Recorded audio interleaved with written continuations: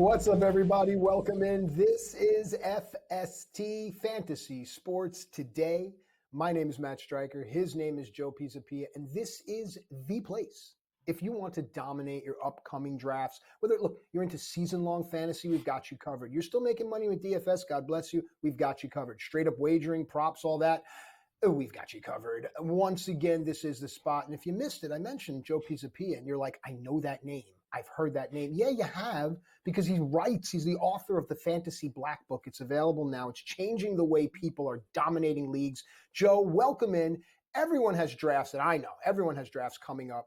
There's news breaking, so I'm going to say hello and welcome, and then I'm going to let you take us down this wild ride. We're close to kickoff, my friend. We are. Week 3 of the preseason. Ugh, the worst, right? God knows. Really? Do I have to watch Trey Lance play anymore? I really don't. I don't need to see a full game of Trey Lance. I don't think anybody needs to see all those picks. But that means we're closer to the real season. We're closer to kickoff, and that's going to be a good time. That means all of our fantasy drafts are probably in that wrapping up process over the next 10 days or so. We're getting ready for the Thursday night opener. That's going to be a banger there. You're going to get the Chiefs and the Ravens. You should be very excited about the NFL season. I love that we got a standalone game on Thursday and on Friday this year. All the football you can possibly handle. And when the season kicks off, the Washington Commanders are going to have a new QB. Hallelujah. Amen. It's going to be Jayden Daniels, the starter. He was officially named the starter by Dan Quinn this week. Very exciting news for the Washington Commanders. And later in the show, we are going to have a full team breakdown of the Commanders because they are one of the more fascinating fantasy values across the board. I'm talking at quarterback. I'm talking at running back. I'm talking wide receiver. Maybe even a little love for the tight end. Which one? Well, you have to wait till the end of the show to figure that out. But Jayden Daniels taking over. This was the guy that, the prince we were promised, so to speak. And I'm looking at Jayden Daniels as a guy that maybe there will be some peaks and values. But, valleys. And both. There will be both of those things, yes. There will be both of those things at certain times. But what's great about Jayden Daniels from a fantasy perspective is that rushing equity that he's going to bring on a daily basis. He's going to go out there and he's going to give you the upside for big rushing games, rushing touchdowns. That's what we want. So even though there will be peaks and valleys, and sometimes there will be mistakes because he's a rookie quarterback, what you're going to love is the fact that he's going to get you points over and over and over again every single week, and that upside is huge. Now, the downside's there too, because the style in which he ran in college was way too upright. He has got to learn to get out of bounds. He's got to learn to slide. Taking hits at the NFL level is not what you want. But with all the hype surrounding Caleb Williams and all the hard knock stuff, with me personally being the president of the Marvin Harrison Jr. fan club, Jayden Daniels is still sitting there, Rookie of the Year, plus 650. And he's a really intriguing selection for that award, Matt, because this is a dude that has the ability to be one of those dynamic highlight reel quarterbacks that really captures everybody's attention. It's a very big fan base, that Washington fan base that's been hungry for a very long time to have a winner again, new ownership, new coach, new quarterback, so much new. It's a lot of good feelings and good vibes going on in Washington. And you and I both know typically these awards tend to go towards the quarterbacks. You saw last year CJ Stroud have an incredible season. So could this be the second year in a row, Matt, where the number 2 QB off the board ends up being the Rookie of the Year? What do you think? Daniels for ROY? It's a great point. It's a great number. Remember, we're all about the wagering here. If we can sit in an opportunity to get 6.5 to 1 back on a supposition, why not? But let's think about it even further. Let me give you full clearance. I grew up in a time where a guy named Randall Cunningham came in and broke the league because they weren't used to something like that. Now it's a bit more commonplace, right? We're going to see it in Indianapolis. We're going to see it in certain places. But what Daniels brings with that mobility opens up so much. And you alluded to the top, great tease. So much for the players around him in his offensive ecosystem. So I really like Daniels. I like the play. I like the uncertainty, if you will. And that's why when entering into a future prop bet, so a future bet at this point, plus 650, something like that on volatile, I'll take that. I'll take that every single time, Joe. Yeah, I'm with you, Matt. And I think this is a great wager right now. Even if you do like Williams for this award, who is the clear favorite, or you're like me that thinks that Harrison can compete, it is a quarterback award to lose. So the fact that you're getting the other guy, I mean, injuries can happen, bad performance can happen, a lot can happen to any of these players. They are rookies after all. But man, oh man, it is a very tempting number. What's not tempting right now, is the value of Curtis Samuel. He's dealing with turf toe. This is one of the worst things you could possibly get here going into the season. This is an injury that typically tends to linger. And Curtis Samuel has been one of those guys that people are looking at in this Bills offense and saying to themselves, well, I don't know what Keon Coleman is or Khalil Shakir is going to be. I like Dalton Kincaid, but he's a little pricey. Maybe I'll just wait and I'll take Curtis Samuel, who is familiar with the actual offensive coordinator that's now in Buffalo, right? A little bit of continuity. Yes. But now, Matt, I think this is a guy that drops into my don't draft list because I could see this lingering well through September into October. He was kind of a lower rung property anyway. So to me, once a guy's dealing with any kind of foot injury, wide receiver injury with feet typically do not go well. This is a guy that I know he's not very expensive, but at the same time, I think that concept of, oh, well, it's turf toe, he'll be out of 2 weeks. No, typically it's never 2 weeks. It usually lingers a lot longer. So Matt, Curtis Samuel is now a player I went from being kind of curiously intrigued about to being out on. Where do you stand with Curtis Samuel in this news about the turf toe? I agree with you wholeheartedly, and that's the thing. I mean, look, think about what the toe does for the human body, especially a receiver pushing off, pivoting, things like that. So even if you're back on the field, if that particular unit is not 100%, it's going to impact your performance. But furthermore, Joe, the offensive ecosystem in Buffalo, right? And this is from your book. What's going on there? This really makes everything very, very uncertain, just totally uncertain for a lot of people. And it's going to be intriguing after, say, week 2 or 3, when things start to shake out, you'll see everybody running in. That's the problem. I think that there's a clear divide in the league between offenses that you know what you're going to get and offenses that just uncertain about. I mean, we moved from Buffalo. Let's talk Pittsburgh situation now. Yeah, the Pittsburgh Steelers running back Jaylen Warren dealing with a hamstring issue. Now, they're saying it's not a big deal. They're not super concerned. So I'm a little concerned, but not too much. Here's what's going on, though, which is so interesting, because it's all about draft capital, right? So if you like Jaylen Warren before, now he's going at RB 29, RB 30, somewhere in that range. If you look at Najee Harris, both of these guys about a week or so ago before this news, they were both going around 26, 27, kind of back to back. Now, Najee Harris has gone to 22, and Jaylen Warren has fallen all the way to 30. That's a big divide. So if you like Jaylen Warren before and you're not afraid of the hamstring issue, well, now's a great time to get more of a discount on him. If you are afraid of Jaylen Warren and you want to draft Najee Harris, the only problem is that Najee Harris's draft stock has gone up a little bit. Now, has it gone up too much? I would argue yes, because he's going ahead of Zamir White, one of my favorite guys on the board. He's going ahead of Tony Pollard, who I also think we're going to break down in the second hour, has an opportunity to bounce back this year in this Tennessee Titans offense a little bit with another year removed from that surgery. So this is a weird situation. I know the Steelers are on our team previews today as well, so we'll get a little bit further into that. But the Najee Harris draft stock up, Jaylen Warren down, as somebody who was kind of out altogether on the Steelers offense in the running back position anyway. Now all of a sudden I'm a little intrigued by the discount I'm getting on Jaylen Warren. It is a long season, but we'll see how it all shakes out. Lastly, a trade that kind of came out of nowhere, Jahan Dotson traded to the Eagles. So Dotson just drafted a few years ago out of Penn State. In division trades don't happen very often.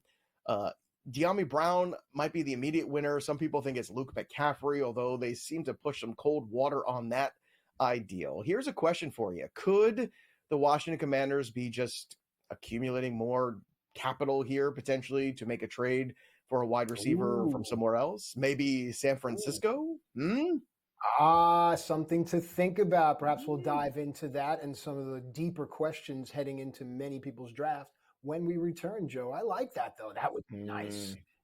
Well, what we've been doing for the last couple of weeks is playing a little game of Would You Rather to help you get ready for all of your fantasy drafts, because when that board is rocking, you want to make the right decision. So Matt and I are going to continue to help you. When we come back, don't go anywhere. We'll be right back after this.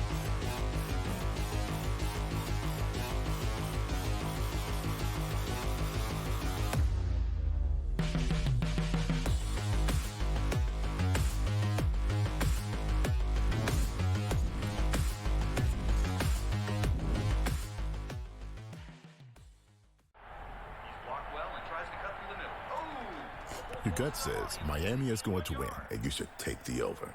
Your gut also said your NFT selfies would only go up in value. They didn't. But your head is on SportsGrid and knows the QB is in concussion protocol. The backup has a 45 QBR against the zone coverage. the New York team has the most sacks in the league. So yeah, trust your head. It's smarter to be on SportsGrid. There is going to be an energy to game time decisions that you will feel night in and night out. We're going to go through every single thing, and I've got a great team behind me that's going to help me get the job done. I want this to be the place that people come to. We are going to hit every single one of those markets that you need to know about. There is not going to be a better place, I promise you, than Game Time Decisions. We will have everything at our disposal, and we will use that to our advantage. I'm Kevin Walsh. Tune into Game Time Decisions from 6 to 8 p.m. Eastern on SportsGrid.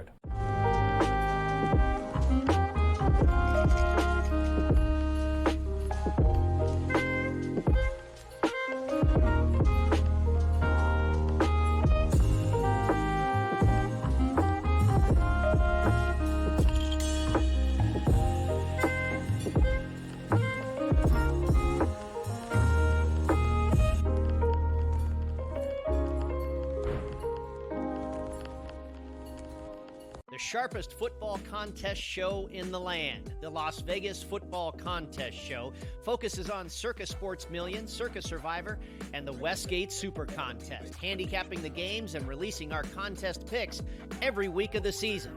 With two former Super Contest winners, Brady Cannon and James Salinas, a former NFL player, Mike Pritchard, and over $1 million in contest prize money won combined, the Las Vegas Football Contest Show will have you prepared this season like none other.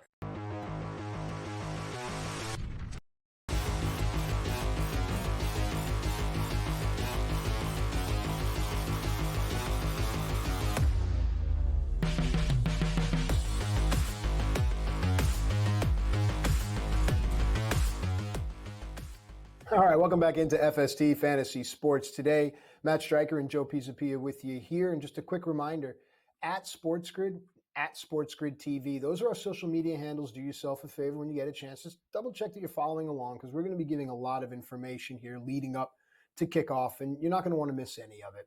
We're going to be doing a lot of Would You Rather here today. We're going to be doing team previews as well. And we have the author of the Fantasy Black Book locked in our room for the next foreseeable future. So he can't go anywhere. So we can really dive deeply and hear from the man himself. And Joe, I make that joke, but at the same time, we live in a world with so much fleeting information. To actually have the source locked in for a finite amount of time really clarifies any BS, any misunderstanding. We're getting it right from, and I don't want to say the horse's mouth, but right from the expert's mouth. So we all appreciate that here at SportsGrid. Are you ready to play Would You Rather? I don't have a choice. I'm locked in the room, so we might as well play it. Good answer, my friend. He's learning, folks. He's learning. Hit us up with any questions on social media. Okay, here we go. First thing, would you rather, Joseph Michael Pisapia, I'm hoping, Patrick Mahomes? Actually, you nailed it. I don't know if you were like, was that actually? I grew up in the region. Oh, I mean, so it's sad. really only one of two names. How Italian is that? I mean, God, from Brooklyn, the whole thing, and I get all, talk about stereotypes. Wow. Anyway, Joey P., would you rather Patrick Mahomes or Jalen Hurts, and why? Well, first of all, what's so interesting here is any of the drafts that you're in, most people are in the single quarterback leagues. I would expressly encourage you to try Superflex this year if you've never done it, or to at least get a Superflex league in your portfolio, as Matt likes to call it. But when you have the single quarterback leagues, what's so nice is somebody's going to shoot that flare gun off at some point. Could be second round, could be third round, could even be fourth if everyone's really disciplined, where the quarterbacks start to go. And typically it's Josh Allen, the first one going, even though the first guy on my board is actually Patrick Mahomes. Why is it Patrick Mahomes? Because I'm old enough to remember 2 years ago where he had 5,000 yards passing. And the year before that, he was 4,800 yards passing. And that was also without Tyreek Hill. So it's not like he needs Tyreek Hill in order to get that sort of number. Patrick Mahomes is legendary. Now, Jalen Hurts isn't a bad pick. He's going to get you points with his legs. But the problem with Hurts and the problem with Allen is I'm just not sure that you're going to see the total of rushing touchdowns, which was a record, by the way. Both of them set 15 most rushing touchdowns for a quarterback ever, okay? Both of those guys did it in the same year. I don't know if you can count on that. Typically, they're much closer to that 9 or 10 range. And I do have my concerns that maybe with Saquon Barkley there, that things change a little bit at the goal line, where you don't see as much as the brotherly shove. Maybe we're trying to protect Jalen Hurts a little bit more. And don't forget, Jason Kelsey's gone. He was the integral part of that brotherly shove. He was the one that made it work. He is not there anymore. I know they're still going to do it better than everybody else. I just don't know if they're going to do it as much as they used to. That's the only question. So for me, it's Patrick Mahomes. But the real answer here is, once that flare gun goes up, you have to look at the rest of the board and say, okay, do I want to go quarterback now, or do I want to wait for a Jordan Love or a Jaden Daniels or somebody like that later? And I typically like to do that this year. I think it's a better bang for your buck. But if I am going to go early QB, Mahomes will be the one of the two I would select here. All right, and who knows if Brittany Mahomes and Taylor Swift will get along swimmingly throughout the season. We shall find out. Let's move on to wide receivers here. My gosh, can't even believe we're wasting breath. Well, on that note, here we go. Brought it up, Yeah, my youngest daughter, who, football player, I coach her flag football team. She's the quarterback of the boys team. Very proud of her. I got her to do a fantasy football league with me as a co-manager, but the caveat was we had to have a Taylor Swift themed team name. So we are Dak to December. Dak to December. It's a Taylor Swift song. I know you have no idea, but that's, so there you go. Joe, would you rather Cooper Kupp or Michael Pittman Jr. for the entire 2024 NFL season? Oh, it is so tempting to say Cooper Kupp, isn't it? I mean, if Cooper Kupp is my third wide receiver, and you know me, I do like those early wide receiver builds, I find it hard to pass on Cooper Kupp as my third. However, I think more to the point, you're looking at one of these guys as your number two.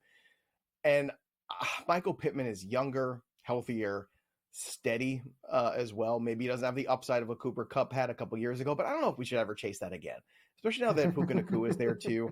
I mean, trying to chase what happened a couple years ago is crazy. We just did that deep dive last week, right? In case you missed it, on Jonathan Taylor. Why are we chasing the 1,800-yard season that he had with Carson Wentz? He's been hurt for 2 years. Sure, he's still going to be a very good, probably a fringe first-round pick. But what are we trying to do here? Like, stop living in the past. We're drafting a team for 2024, and I just think Michael Pittman is the safer investment. And early on, I do want to go a little safer, typically speaking. Now, look, if you're just playing a league for fun, you're out there just for pride and hanging out. But if you've got major investments in a fantasy league, the Cooper Kupp one is tough. If you are in, however, a very big money league or something like that where it's very competitive, then a pick like Cooper Kupp can be that sort of make or break. But you've got to understand there's break in there.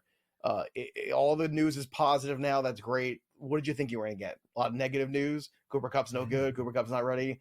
So I think Pittman is the safer of the two investments. But if I'm looking to go for broke, or he is my third wide receiver where I can somehow manage that a little easier when he misses time, Cooper Kupp then is a viable pick. But just straight up between the two of them in a vacuum, I'm going to go with Pittman, which I know is going to surprise a lot of people. Sure. No, I understand the logic. It's the choice of words that maybe makes me raise my eyebrows when safer. Because I look at Pittman and Indianapolis offense like an IPO, like something coming public that we don't know what it's going to be. So a lot of times it's inflated and then you see it comes down. Hey, man. Last year, even with Gardner Minshew, he still had 109 catches and 1,152 yards. Now, he only had 4 touchdowns, but I'm going to blame that on Gardner Minshew. How about you? But that's relevant information. You see, when you're diving into any investment, you really need that last bit of information. So thank you. All right, let's move on here and still continue the conversation with wide receivers because you're clearly passionate about it. Jalen Waddle or DK Metcalf? What are you taking here? The high upside, or are you taking the consistency? I'm taking the Jalen Waddle side. Jalen Waddle had 100 catches as a rookie, 1,300 yards his second season. Last year he was hurt.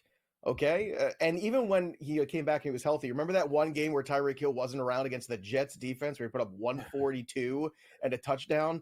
So the upside for Jalen Waddle is if Tyreek Hill should miss any time, all of a sudden he becomes an incredible asset. Whereas DK, I think he gets limited a little bit by the mediocre play of Geno Smith. All right, we do have a running back, but I think we're going to save it for the other side here because I'm going to really want to let you stretch your legs. So I like the wide receiver talk that we've been having, and you're proving points here. But when we come back, we're going to hold your feet to the fire with running backs, Joe. Yes, I can feel them getting toasty as we speak. So we come back, we'll continue a little Would You Rather ADP right after this.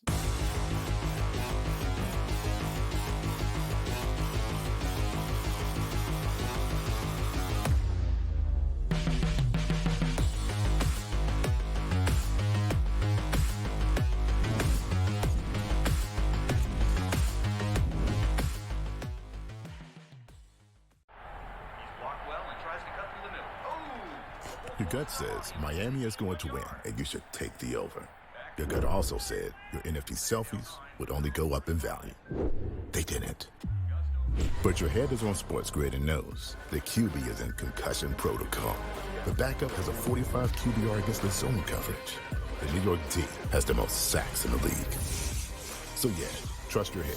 It's smarter to be on SportsGrid.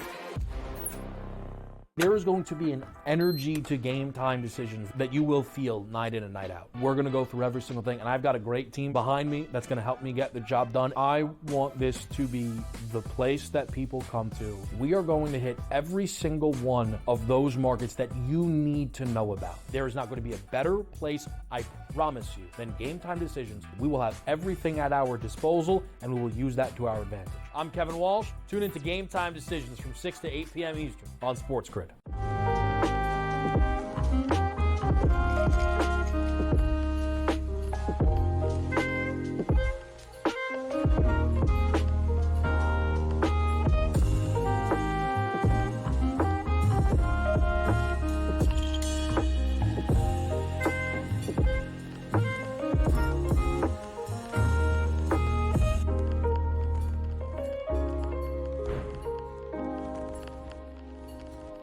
Sharpest football contest show in the land. The Las Vegas Football Contest Show focuses on Circus Sports Million, Circus Survivor, and the Westgate Super Contest, handicapping the games and releasing our contest picks every week of the season.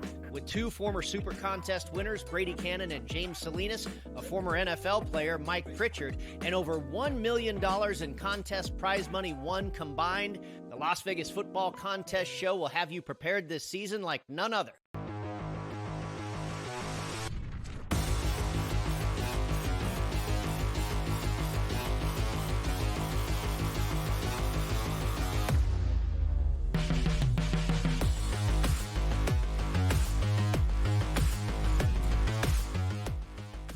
All right, folks, welcome back into FST Fantasy Sports Today. Matt and Joe with you here. Hey, you ever wonder what your favorite shows talk about during the breaks, right? Sports-oriented shows, just talk, screaming and yelling. Would you have Lego tables on your bingo card? Because that was the conversation, and I'll let Joe continue that conversation, and then I'll give him a would you rather. You do love Lego? Oh, I want to continue. As our producer Tommy said, and I quote, Lego tables are lit.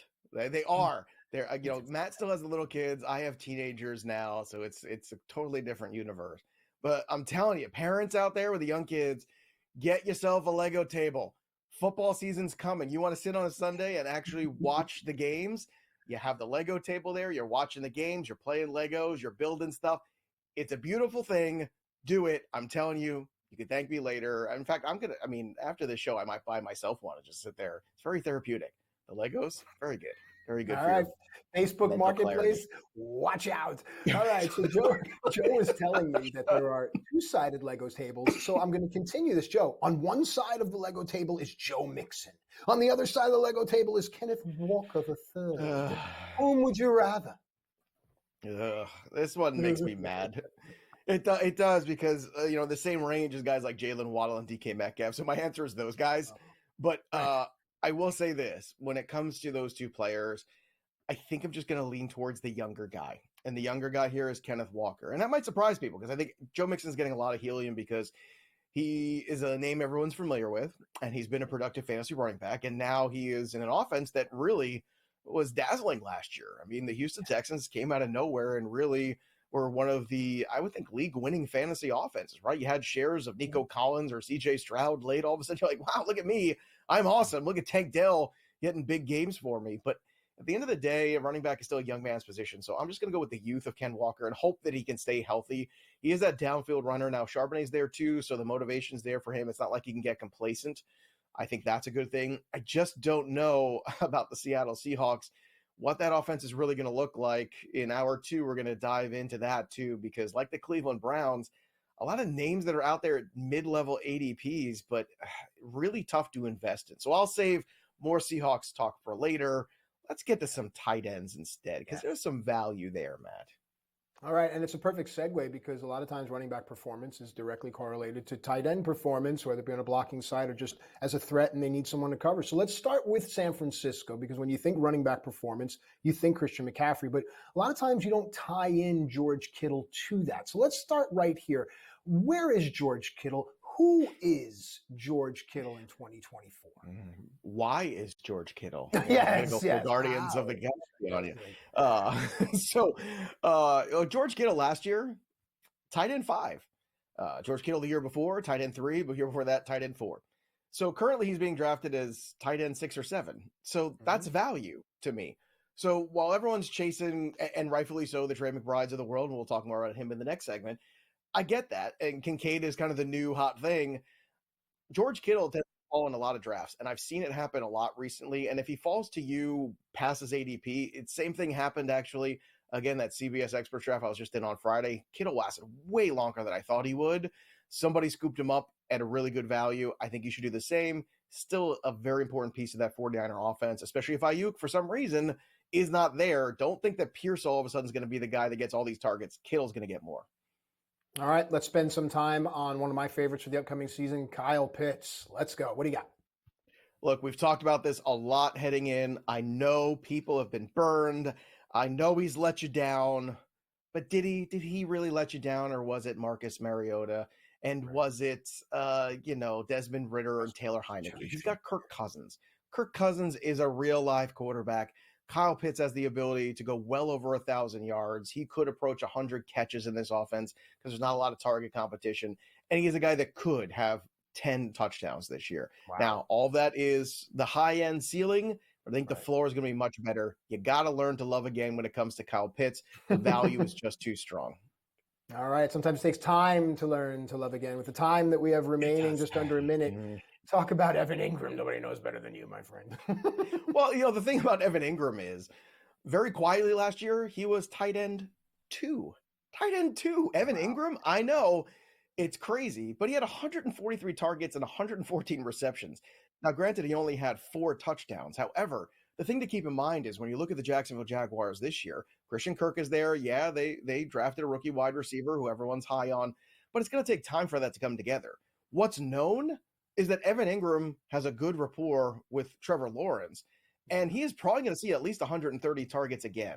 Evan Ingram is a really good consolation prize late at tight end. We come back. More ADP Would You Rather. It's time to get drafted.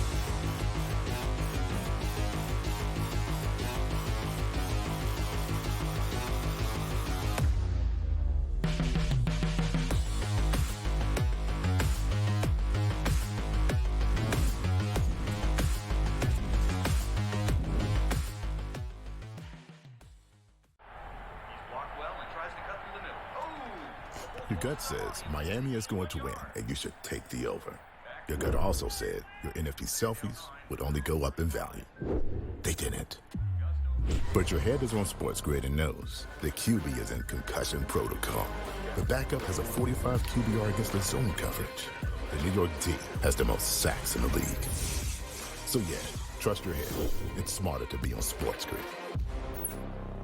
There is going to be an energy to game time decisions that you will feel night in and night out. We're going to go through every single thing, and I've got a great team behind me that's going to help me get the job done. I want this to be the place that people come to. We are going to hit every single one of those markets that you need to know about. There is not going to be a better place, I promise you, than Game Time Decisions. We will have everything at our disposal, and we will use that to our advantage. I'm Kevin Walsh. Tune into Game Time Decisions from 6 to 8 p.m. Eastern on SportsGrid.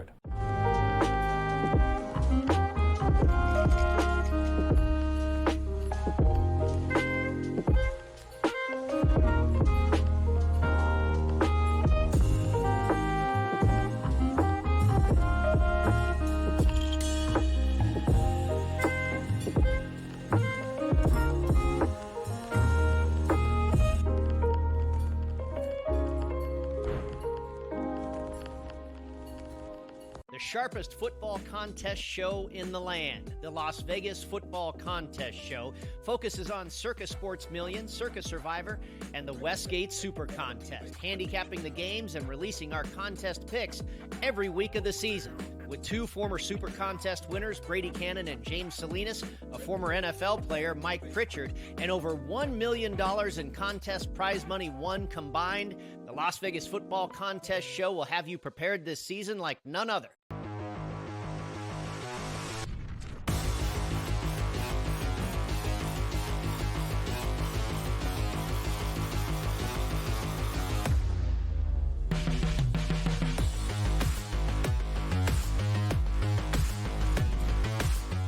All right, welcome back into FST Fantasy Sports today. We're rolling along. We want to thank everybody that's chiming in on social media. Keep the conversation going at SportsGrid, at SportsGrid TV. We're doing another round of FST Would You Rather. And I really like what this is doing because it's just opening up conversations. And I think it's the most important thing that we need. So let's continue having a tight end conversation. You had alluded to this player earlier. Let's bring Trey McBride into the conversation. Trey, sir, please come in. And then let's bring in Mark Andrews. Good to see you again. Hope you're feeling well after your recent incident. Everything's good? Okay. So Trey McBride, Mark Andrews. Now, some people will use the name recognition, the quarterback play, the consistency, if you will, of Mark Andrews. But Trey McBride is exciting, and that's an exciting offense. Let's hear from you, Joe. Yeah, this is a tough one because I don't want to be negative about Mark Andrews. I'm going to be realistic about him, which is the last 2 seasons he's missed time. And I think that is the tiebreaker for me. I think these players are very close. If Trey McBride went a couple picks before me and I was looking to snag a tight end in that round, I would go, all right, well, I'll take Mark Andrews. And I'd still be okay about it. But if they're both on the board and you're trying to make a decision between them, I think the logic here is the guy who's 4 years younger, who has a little less tread on the tires, who has clear opportunity in this offense, and you already saw it last year. Now, Marvin Harrison Jr. is coming in. He's going to suck up a lot of targets, but after Marvin Harrison Jr., there's really nobody else to get excited about in this wide receiver core, which means Trey McBride is going to see a ton. And that's good for Kyler Murray, too. Right. Kyler Murray's offensive line that he's dealing with is still not great, so he's going to have to get rid of the football quickly. You know, some of those outlet passes to the tight end are going to be really useful. So to me, I'm looking at Trey McBride being a guy that, again, could also approach 100 catches in his offense. I love Mark Andrews, love the talent. Mark Andrews probably has a little bit more touchdown equity. So if you're in that half PPR scenario or even a standard league, I would get the lean that way. But if it's just full PPR, I'll take the points. I'll take the volume that's going to come with Trey McBride because I think he's going to see so much of it. But again, Mark Andrews, not a bad consolation prize. Switchboards are lighting up. Our producer behind the glass is looking at me like, what do I do with all these lights? We'll get to them. Controversial takes, though. I mean, and that's what it's all about. Look, Joe, you can stand there and say these things, but you can also back these things up. A lot of people go and hide after they say things like that. Let's continue this conversation. We're going to bring in Malik Neighbors. We're going to bring in Amari Cooper. Now, a lot of people like what Neighbors brings, his youth, his dynamic athletic ability. But for me, I like the person throwing the ball to a person that knows how this thing works in the league. It's not his first time around. And I think the defense for Cleveland's better, and it's going to put the offense for Cleveland in better spots. So I lean Cooper, but let's hear from you. Oh, this is so tough because I have railed against both of these quarterbacks, right? Haven't I? I mean, I've talked about, like, I love Malik Neighbors, but Daniel Jones has been a hot mess throughout his career. And speaking of hot mess, how about Deshaun Watson here, who's already dealing with elbow soreness already? No puns intended. But, like, think about this. Think about that we've got a situation here where Amari Cooper should clearly be the guy. I agree with you. Like, Amari Cooper on paper, he's the established wide receiver. There's something about the intrigue of the new, and Malik Neighbors is new and exciting. But I have been the guy for weeks talking about fading the Cleveland Browns, and just the unknown of that offense, who's going to be throwing the football. If Watson isn't good this year, I feel okay about Jameis Winston slinging the football around, making a ton of mistakes, but he's going to want to throw the football. Whereas the Daniel Jones, if and when he gets hurt again, it goes to who? Drew Lock. So I'm going to lean towards Cooper here, take the devil that I know instead of the devil that I don't know. And there's a really good chance Malik Neighbors just destroys the ADP he's currently at. There's a good chance that we look back on this conversation here and we say, I can't believe we were talking about this. Malik Neighbors is a star and Amari Cooper is a veteran who is now going in the other direction. That's very possible. Mm-hmm. For that ADP, where they're both going, I am going to agree with you. I don't like either situation, but I will lean towards Cooper ever so slightly, just taking the guy, the veteran, and hoping for the best, as opposed to hoping that everything comes together for the Giants, which typically the last couple of years has not been a good hope. Look, what I appreciate in all that is the honesty and the willingness to come back and revisit the conversation and to stand again in the flames of our fire. All right, let's continue the conversation here. You got Aaron Jones on one side and you have James Conner on the other. And according to James Conner's people and his agent, he will not attend this conversation without having Benson sitting exactly right next to him. So let's have the conversation because Conner's going to be in that backfield week 6. You tell me. I mean, That's it's not like your Aaron Jones. reaction. I'm so That is my sorry. reaction. Well, it's not like Aaron Jones was the pinnacle of being on the field. He only played 11 games last year. So I guess, the meta answer is, what wide receivers on the board? Is there a wide receiver on the board I could take that I would? And this is why I think it's very important to map out what you're looking for, because this is a whole grouping in a row, right, in the same ADP that we're talking about here. We've got Aaron Jones, James Conner, David Montgomery, Ramondre Stevenson, literally in a row in ADP. I don't think it matters. I think each one of them comes with risk. I think each one of them comes with some upside. Ramondre Stevenson, the younger guy in that grouping, that I think is probably the way you'd want to go. Always go with the younger guy when it comes to running back. David Montgomery in the best offense, arguably, of the three. I think the difficulty now with Aaron Jones is whenever you see guys that get jettisoned and end up somewhere else, I'm looking at you, Joe Mixon, I'm looking at you, a lot of those players, Derrick Henry is the exception to the rule, they typically, things don't go well for them. So I like to kind of fade those scenarios. And now that Sam Darnold's quarterback, I just don't know how well the chains are going to move in that offense. And that's a problem. And they have to rely more heavily on Aaron Jones. And that might also be a problem at this stage in his career. He, to me, tracks more like that running back that, you're in the league for 5 years, and that's about what your, lifespan is in the NFL for a running back like Aaron Jones, who has consistently outperformed and consistently been a surprising RB1 time and time again. I just don't know if he could do it this year. So if I have to pick between those two, I'm going to lean with Conner, which is probably surprising. But the reason I lean with Conner is because it's very easy. It's one of the few scenarios, too, where I really like the backup. And if I'm a little bit more aggressive and I get the handcuff of Trey Benson, it's one of the few handcuffs for the same running back on the same team that I actually do like, because I am confident if Conner goes down, not only would Trey Benson be the 3-down back, he would be very good at it. And I think that is the difference maker between those two. So you have to have an insurance policy. The Aaron Jones insurance policy, to me, does not look nearly as good as the Trey Benson one in Arizona. All right, this is coming in on social media really quickly. A question from user Mike Drop 747: Jones or Ezekiel Elliott? Really quickly. Oh, Jones. Okay. But the real answer is Rico Dowdle, who's even cheaper. That's the real answer. All right. Thank you to Mike Drop for that. We encourage everyone, please, interactive show. Hit us up on social media. Give us questions. We get a chance to read them on the air. All right, let's move on here. We've been talking about the Steelers quite a bit, and I know that Steeler Nation is out there just waiting for Joe, at Joe Pisapia 17, by the way. George Pickens or T. Higgins? Which way are you going? Yeah, a lot of Steeler talk today. We're going to have a lot of Steeler stuff today. I really like both these players at ADP, so let me be clear about that too. I think this is a good scenario. This is one of those where if you took RB early, if you took Bijan, if you took CMC, if you took Breece Hall, you're looking to make some more ground up at wide receiver. This is a good scenario. What do we talk about? The ecosystem, right? So if it's Wilson, if it's Fields, it's still Wilson or Fields. T. Higgins has Joe Burrow, and T. Higgins is 1 year removed from a very strong, fringy wide receiver one finish. So why would I not take T. Higgins? And again, just like that Jalen Waddle argument, if something should happen to Jamar Chase, right? Like he's kind of doing that hold in right now. What if he has a soft tissue injury and misses, a couple weeks? Well, T. Higgins becomes incredibly valuable as the number one wide receiver on the Bengals. And this is also a guy who's looking for a contract next year. So I really like George Pickens. I think he's coming at a great ADP cost. We'll talk more about him later in the show. But T. Higgins between these two is the way I would go. And I've drafted a lot of T. Higgins this year because of that factor. I just think people are really forgetting how good of a wide receiver he is and how pass heavy this offense is going to be. All right, we'll talk more wide receivers on the other side. But right now, let's close it out with either Zamir White or Najee Harris. Let's see. One running back has all the carries. The other running back is splitting with somebody else. And the running back that has all the carries, that's a running back I want. Give me Zamir White. Last year, you saw a little taste of what Zamir White could do. He's from a running back factory in college. You saw Antonio Pierce wants to play defense, wants to run the football. And frankly, with Aiden O'Connell or Gardner Minshew under center, mostly Minshew this year, you would imagine, guess what? It's going to be a lot of run the football. So give me Zamir White.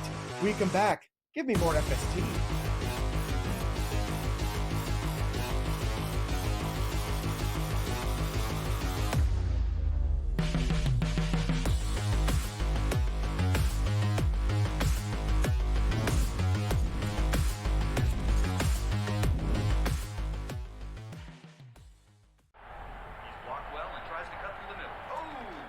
Your gut says Miami is going to win, and you should take the over. Your gut also said your NFT selfies would only go up in value. They didn't. But your head is on SportsGrid and knows the QB is in concussion protocol. The backup has a 45 QBR against the zone coverage. The New York D has the most sacks in the league. So yeah, trust your head. It's smarter to be on SportsGrid. There is going to be an energy to game time decisions that you will feel night in and night out. We're going to go through every single thing, and I've got a great team behind me that's going to help me get the job done. I want this to be the place that people come to. We are going to hit every single one of those markets that you need to know about. There is not going to be a better place, I promise you, than Game Time Decisions. We will have everything at our disposal, and we will use that to our advantage. I'm Kevin Walsh. Tune into Game Time Decisions from 6 to 8 p.m. Eastern on SportsGrid.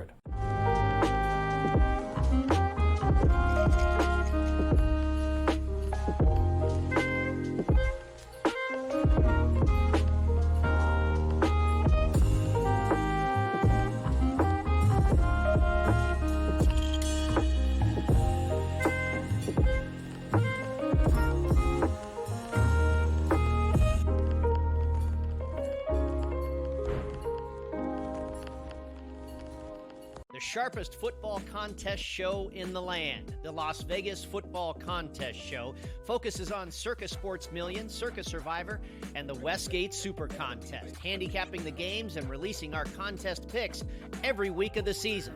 With two former Super Contest winners, Brady Cannon and James Salinas, a former NFL player, Mike Pritchard, and over $1 million in contest prize money won combined, the Las Vegas Football Contest Show will have you prepared this season like none other.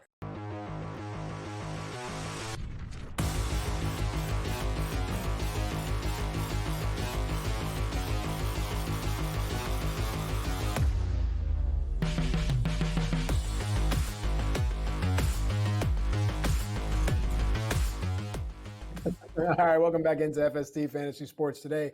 Matt and Joe with you here, and if I told you that the Lego table conversation was still going on between breaks, you think I was lying, but I'm not. Facebook Marketplace, folks. Man, oh man, I don't want to do any free advertising here, but hit me up on social media. Tell me, do as many people use Facebook Marketplace as I am led to believe? Because I had no idea about it until I met and married my wife. And now every time she mentions it to anyone, it's like Gloria Gaynor's I Will Survive comes on. They all just come rushing out and oh my God. Anyway. The worst. All the spammy messages. Is this available? Is this still available? No, it's not available. I don't want to know from this world. Garage sales are great. Yard sales and flea markets are great. Once it starts getting digital, it gets creepy. I just want to know something. Can a wide receiver be found on Facebook Marketplace? Can I go on wide receiver on Facebook Marketplace and I want a wide receiver that's rising up in the rankings. And then all of a sudden I see Keon Coleman is available 16 miles away. I'm going to send this person a message. Is this still available? And Joe, you're the person. So now please respond. Yeah, we mentioned at the top of the show about Curtis Samuel's turf toe injury. And what's happening now is Keon Coleman's draft stock is starting to rise because of that. So people that were a little skittish, saying, well, do I want to take Keon Coleman? Do I want to just wait, maybe take a cheap Curtis Samuel instead? Well, now all of a sudden Keon Coleman is going close to Ladd McConkey, DeAndre Hopkins, and Christian Watson. I'm out. Sorry. You're telling me Christian Watson at 40 or Keon Coleman at 46, like wide receiver 46 over? No, I'm taking Christian Watson. I've seen it with my own eyes, and I know how good Jordan Love could possibly be with him. And it's not that Josh Allen's not capable of elevating Keon Coleman. Keon Coleman's a talented young man, a very likable guy, but the ADP right now is soaring, and I don't know if that's necessarily one I want to buy into. Now, if you get him later than that, and that's very possible in your general casual leagues that he does get a little bit later than that, I can understand buying a piece of or a share or two and seeing if Keon Coleman actually does emerge. But you've got to be patient. It might not be a September thing. It might barely be an October thing. It might be more of a November, December thing.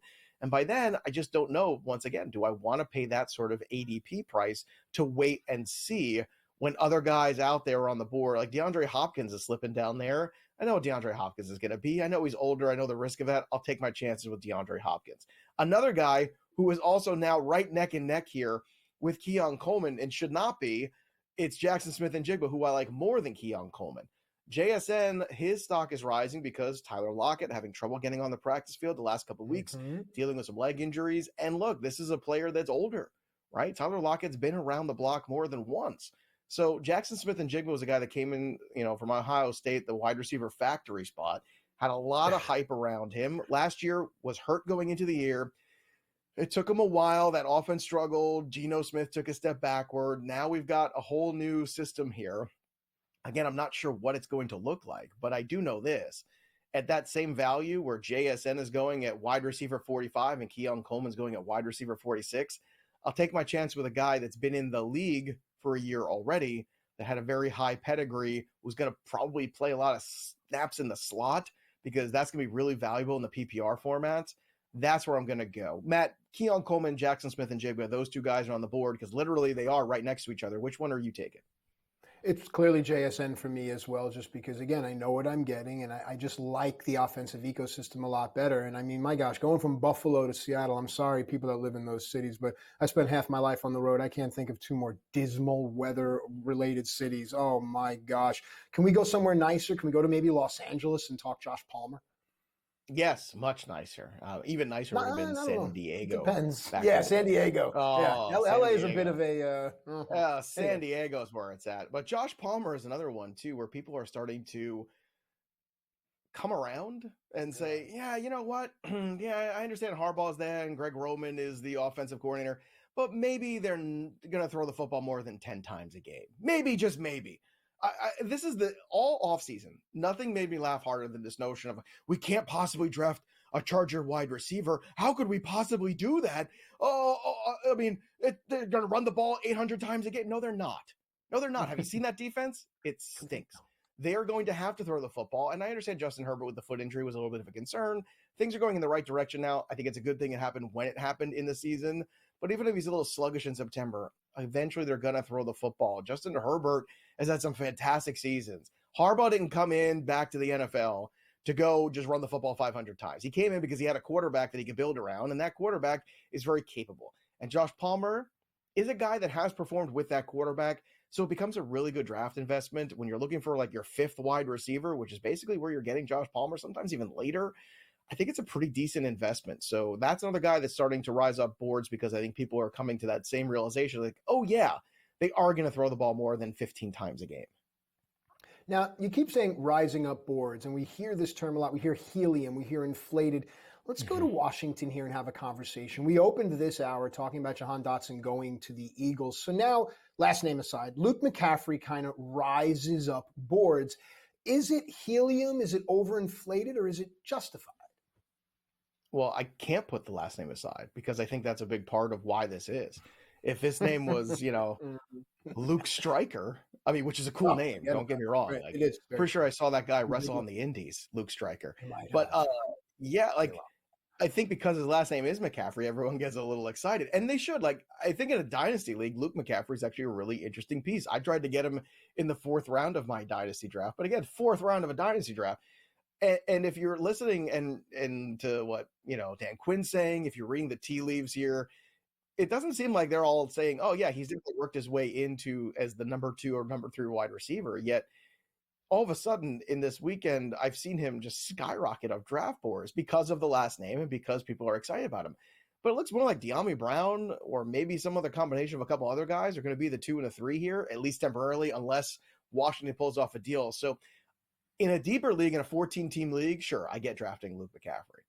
But I'm not drafting him over Josh Palmer. I'm not taking him over, guys like Kobe Myers, who's wide receiver 54 right now. Luke McCaffrey, like I said, is starting to fly up draft boards into that conversation. And I'd much rather have Darnell Mooney, Jalen McMillan. Those are wide receivers right now that are set up for workloads. Darnell Mooney is the number 2 wide receiver on the Falcons. Jalen McMillan's a 3rd wide receiver on the Tampa Bay Buccaneers. I'm not sure what Luke McCaffrey is right now, but we'll find out. Right now, he's being overdrafted.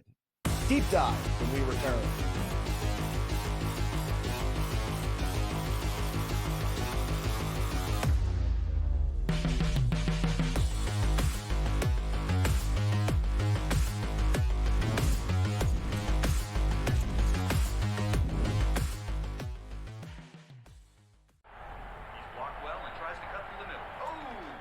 Your gut says Miami is going to win, and you should take the over.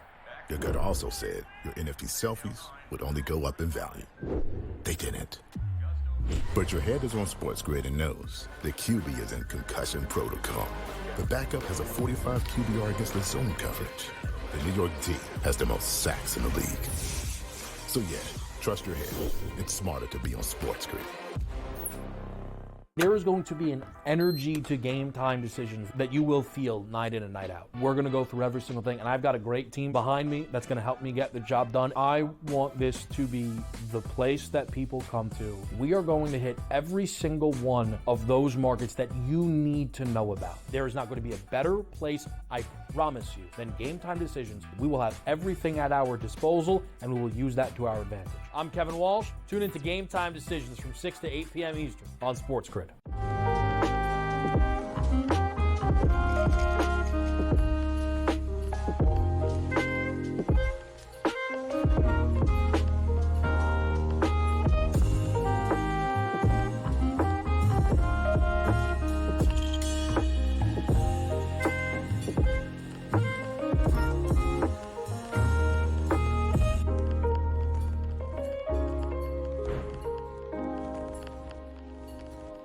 Sharpest football contest show in the land. The Las Vegas Football Contest Show focuses on Circus Sports Million, Circus Survivor, and the Westgate Super Contest, handicapping the games and releasing our contest picks every week of the season. With two former Super Contest winners, Brady Cannon and James Salinas, a former NFL player, Mike Pritchard, and over $1 million in contest prize money won combined, the Las Vegas Football Contest Show will have you prepared this season like none other.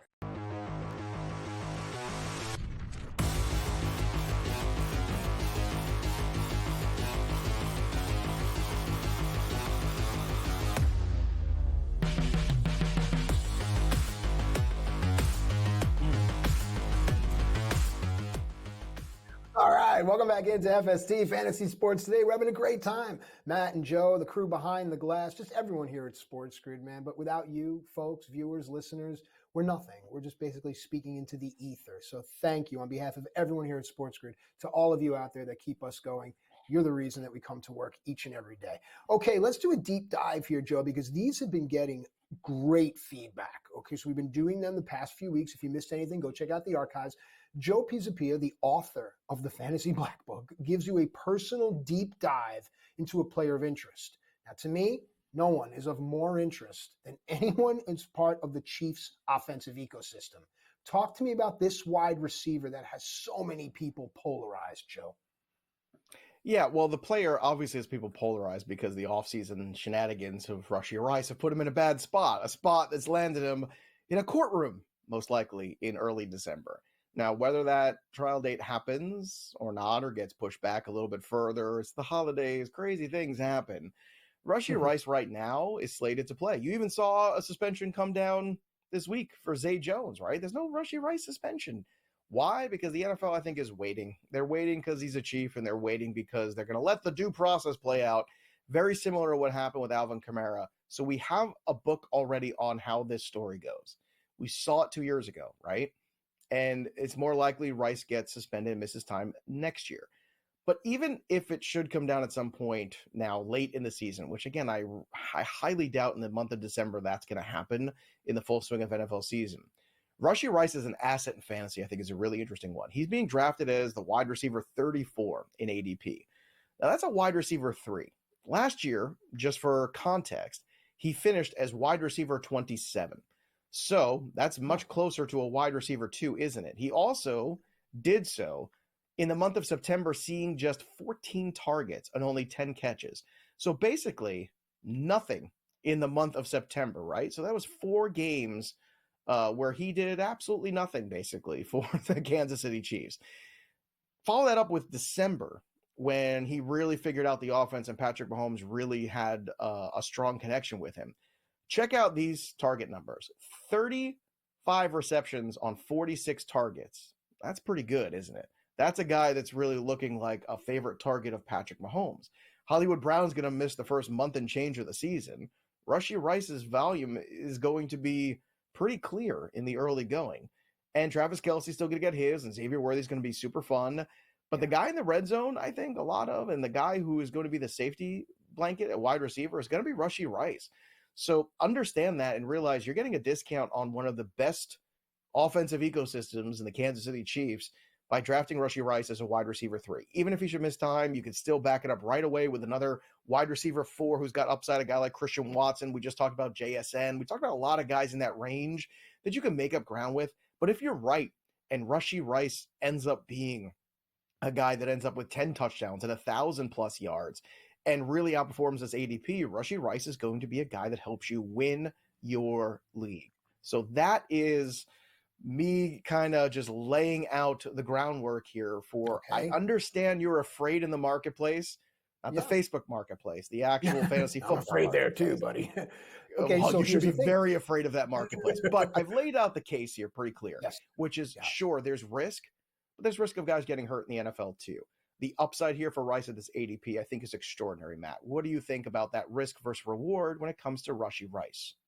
So I understand the point about the value at the ADP, but it's my job, it's incumbent upon me to push back and ask, should Rice miss any time, whether it be for external factors off the field, or who's the next guy, A, in Kansas City and across draft boards? If Rice falls off, where are you immediately pivoting? I don't know if anybody really fills the exact gap, though, what Rice provided that offense last year. Hollywood Brown at this stage in his career, and even when he was at his best, was more of a mistake wide receiver. And I say that is a guy with all that speed who typically the corner had to make a mistake for him to really get open and really have an explosive play. And then sometimes the hands have been in question. I know early on in the preseason, like last week, it was really fun to watch Xavier Worthy run past people, and he could be an explosive player. He could be that guy, but it's going to take a little bit of time, I think. I think we're going to see some glimpses of it, and that's great. But Rice is really, I think, that go-to steady presence. You saw in the playoffs, too, how much Mahomes was looking for him. To me, Rice is a really good investment where he's going. Patrick Mahomes is going to throw to the open guy. That's what makes him a great, legendary quarterback. It's what makes Drew Brees great. It's what makes Tom Brady great. Like, they find the guy that's open. They don't rely on the one dude. Right. And that's where Josh Allen, for instance, has struggled, right? When you take Stephon Diggs out of this offense now, what's that going to look like? Well, we'll find out. Hour 1 is in the books of FSD. Hour 2, we are going to finish our team previews. We'll be right back after this.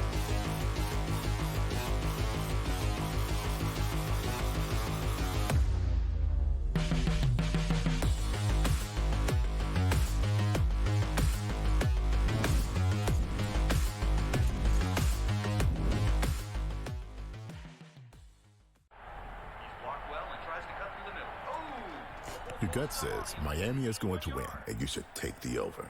Your gut also said your NFT selfies would only go up in value. They didn't. But your head is on SportsGrid and knows the QB is in concussion protocol. The backup has a 45 QBR against the zone coverage. The New York D has the most sacks in the league. So yeah, trust your head. It's smarter to be on SportsGrid. There is going to be an energy to game time decisions that you will feel night in and night out. We're going to go through every single thing, and I've got a great team behind me that's going to help me get the job done. I want this to be the place that people come to. We are going to hit every single one of those markets that you need to know about. There is not going to be a better place, I promise you, than Game Time Decisions. We will have everything at our disposal, and we will use that to our advantage. I'm Kevin. 8 Super Contest, handicapping the games and releasing our contest picks every week of the season.